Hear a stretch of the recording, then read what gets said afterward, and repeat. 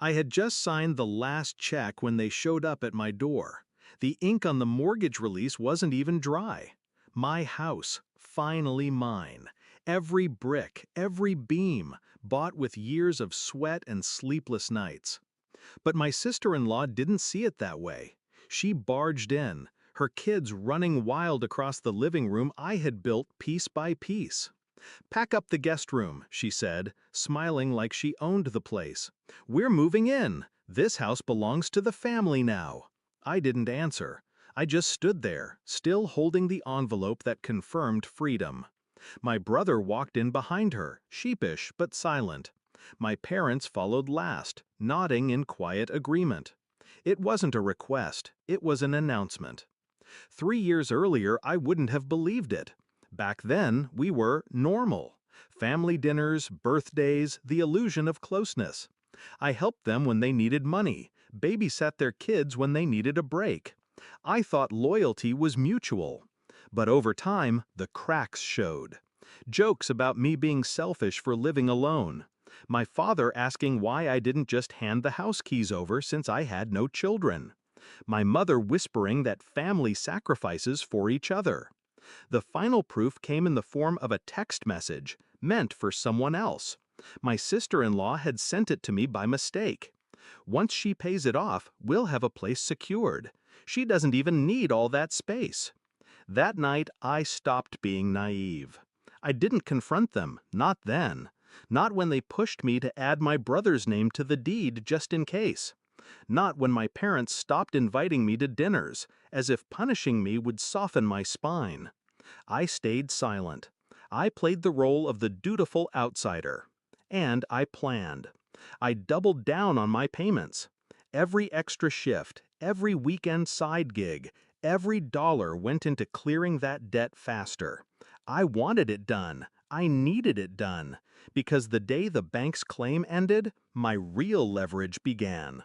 And here it was. The day. They stood in my living room, claiming it as theirs. My sister-in-law already scrolling on her phone, probably telling friends she'd secured the house. I looked at her, then at my brother, then at my parents. I felt nothing. No rage, no heartbreak, just a sharp, steady calm. "You're right," I said finally, my voice low, deliberate. They all froze. "You're right. Family property, right? A roof for everyone. No child left without a home." I agree. Relief washed over their faces. My mother almost smiled. My sister-in-law smirked like victory tasted sweet. And then I slid the envelope across the table. "This," I said, "is the mortgage release. The deed has been transferred." Her eyes lit up. Until I added the words that shattered her. "Not to my brother. Not to any of you. To the local Veterans Trust." Her smirk cracked. "What?" I leaned forward. "I donated the house. It's theirs now. Every nail, every wall. Legally binding, notarized, filed. Your claim? Gone. Your plan? Dead. This house doesn't belong to you. It doesn't even belong to me anymore." The silence was heavy. My brother stared at the floor.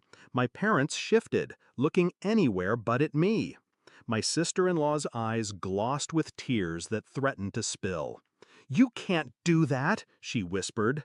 I just did. The beauty of revenge is timing. They thought I would fight to keep them out. They thought they could storm in, guilt me, corner me with the illusion of obligation. But they underestimated one thing: my willingness to burn the bridge if it meant they couldn't cross it. I watched her crumble, every ounce of entitlement draining out of her face. My parents muttered about betrayal, about how I'd ruined the family. I almost laughed. Ruined it? They destroyed it years ago, when they decided I was only valuable as a resource to exploit. My brother said nothing.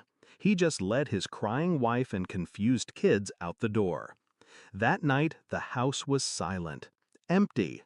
Mine, yet not mine. And for the first time, that felt right. I hadn't fought for four walls. I'd fought for the principle that no one, not even blood, had the right to strip me bare. I poured myself a drink, stood by the window, and let the quiet settle. They thought they'd broken me, that I'd either cave or cling. Instead, I cut the rope myself. And when it snapped, they were the ones who fell. Do I regret it? Not for a second. They wanted a house. I gave them a lesson. And sometimes, that's the better inheritance.